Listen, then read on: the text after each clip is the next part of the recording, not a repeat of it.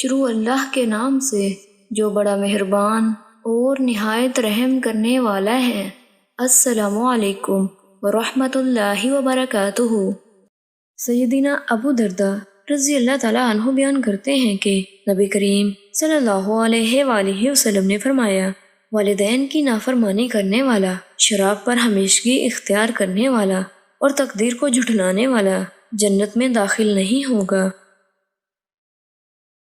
سیدنا انس بن مالک رضی اللہ تعالیٰ عنہ سے مروی ہے کہ رسول اللہ صلی اللہ علیہ وآلہ وسلم نے فرمایا، شراب پینے پر ہمیشگی کرنے والا، والدین کی نافرمانی کرنے والا اور اپنے دیے پر احسان جتلانے والا پاکیزہ باغ یعنی جنت میں داخل نہیں ہوگا۔